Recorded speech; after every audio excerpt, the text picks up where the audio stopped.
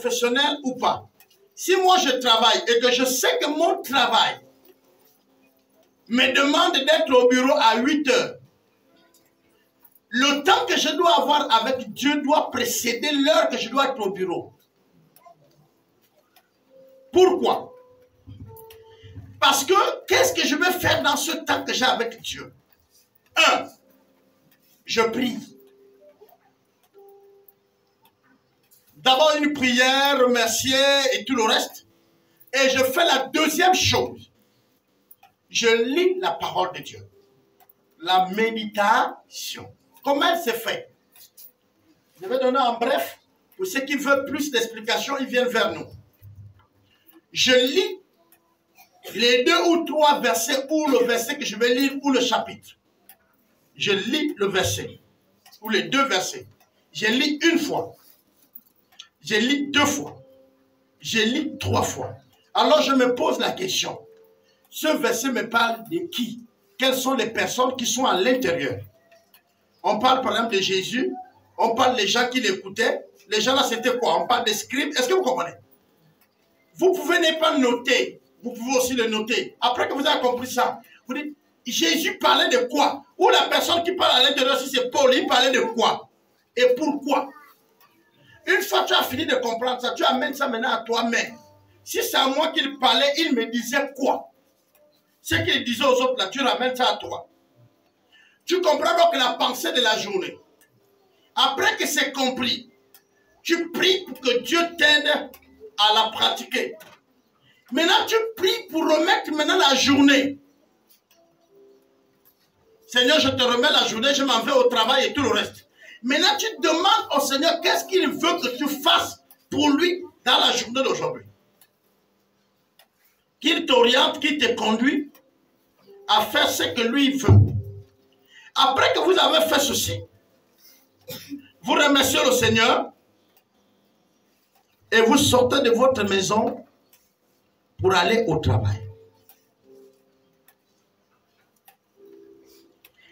Si vous n'êtes pas au travail, pour les mamans qui sont à la maison, vous pouvez vous réveiller tôt, vous faites vos activités, mais vous devez trouver un moment où vous revenez vers votre chambre, après que vous avez nettoyé, préparé, fait tout, même si c'est à 11 h ou midi, avant de continuer votre journée, vous revenez dans votre chambre, vous priez, vous méditez, vous demandez au Seigneur la direction toujours de la journée.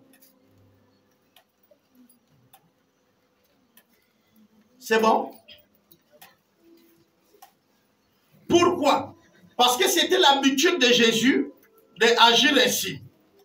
Jésus le faisait. Quand nous en avons étudié, je partageais les versets bibliques avec les autres. Et dans l'un des versets bibliques, on dit comme son habitude, il se retira dans un lieu désert pour prier. Vous êtes en train de me dire, mais papa, donne-lui le verset. Non, vous allez fouiller. Ce n'est pas qu'il n'y a pas le verset, il y a le verset, c'était l'enseignement. Pour ceux qui étaient à l'enseignement mercredi, ils savent que je les ai donné les versets. Hein non? Si vous voulez avoir les versets, rapprochez de vous. Ils vont vous donner les passages bibliques. Si tu n'étais pas, bon, merci. Jésus se retirait pour prier. Et un jour, les autres lui ont posé la question, mais Seigneur, et il leur a répondu, il a dit, je ne fais rien de ce que j'ai vu le Père faire. Qu'est-ce qu'il voulait dire? Il voulait dire que le matin, je consulte le Père pour savoir qu'est-ce qu'il veut que je fasse dans la journée d'aujourd'hui. C'est vrai, j'ai mon travail, c'est vrai, j'ai tout, mais c'est peu que Dieu veut qu'à la fin de la journée, quand je serai en train de rentrer, que je passe visiter un frère tel. Seigneur, qu'est-ce que tu veux que je fasse? Et parfois dans la journée, votre cœur, votre pensée est tournée vers une soeur ou un frère qu'il faut rendre visite. Est-ce que vous comprenez? Et quand tu as le temps libre, tu vas là-bas. Et quand vous allez vous habituer à ce système, c'est là que vous allez entendre Dieu vous parler de manière audible. Vous me comprenez? J'ai dit, vous allez entendre Dieu vous parler de manière audible. Il va te dire telle chose. c'est aussi là que vous allez entendre la voix de Dieu de manière très claire dans votre cœur sur ce que Dieu veut. Mais si vous n'avez pas de temps avec Dieu, vous n'entendrez jamais la parole de Dieu de manière précise. Parce que vous voulez faire des choses dans la journée, mais ce n'est pas forcément ce que Dieu veut. Alors, il est bien de consulter Dieu avant d'aborder votre journée. Il est de notre habitude aujourd'hui de demander à Dieu d'agir en notre faveur. C'est-à-dire, je veux voyager. Et je dis à Dieu, Seigneur, accompagne-moi dans le voyage. Mais je n'ai pas consulté Dieu avant mon voyage pour savoir s'il veut que je voyage ou pas.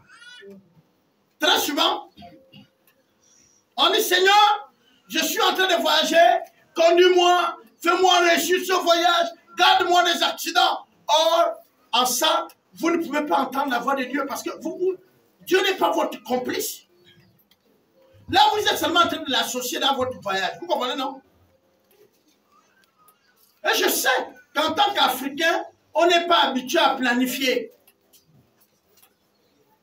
On fait le pilotage à vue dans tout. Hier, je disais aux mamans là-bas, ah maman, avoir une balance à la cuisine ne veut pas dire qu'on contrôle les choses. Si votre mari vient vous aider à découper le poulet pour que vous mettez dans les sachets et que vous le mettez au congélateur, ce n'est pas un gros gourmand. C'est la gestion. Pourquoi? Même quand toi-même tu as envie de partager, d'aider les autres dans le quartier, tu connais que tu as combien de kilos, tu manges combien par mois avec ta famille et il t'en reste combien que tu peux distribuer. Souvent, on ne fait pas allusion à ça. On ouvre seulement le sachet, comme il y a 3 cartons qui sont arrivés, qui sont rentrés dans notre congélateur, on aide, on met seulement la main, on sort les cuisses des poulets, et puis à la fin, au 15, on se rend compte qu'il n'y a plus rien. C'est un pilotage à vue. Et Dieu n'est pas content comme ça. Payez les balances. Payez les sachets. Même pour la bonne conservation de la viande, c'est pas bon de tout décongeler, prendre ce qu'on a, on recongèle. Non! La manipulation n'est pas bonne. Mettez dans les sachets pour que vous sortez ce que vous mangez. Là, c'est plus mieux. Sortir tout, rendre, ça là, ça va vous intoxiquer. Mais là, quand tu parles comme ça, il dit, hey, ils sont maintenant les blancs. Planifier. Planifier. Un jour, je suis venu souffrir ici à mercredi pour enseigner sur la planification. Je ne sais même pas si on connaît même ça.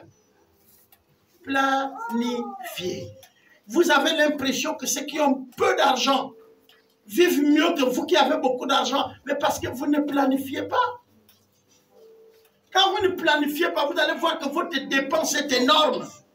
Parce que vous payez même les choses que vous n'avez pas besoin. Vous repayez les mêmes choses que vous ne devez pas payer. Parce qu'il manque la planification. Et quand vous ne planifiez pas, vous êtes dans le programme de ceux qui ont planifié. Je vais en début de cette année et au cours de toute cette année, nous devons en réalité intégrer dans notre marche au quotidien de chaque jour les temps avec Dieu. Ne sortez pas de votre maison. Je ne dis pas vous êtes venu prier. Seigneur, je suis en train de partir au travail. Ah Dieu, toi-même tu connais, amène-moi. Non. Habitué à avoir un temps avec Dieu. Au départ, ça ne va pas marcher. Mais quand vous continuez à faire, ça devient de l'habitude. Vous comprenez, non? C'est une seconde quoi? Nature. Pour que ça devienne naturellement en vous, faites ceci. Créez un temps avec Dieu.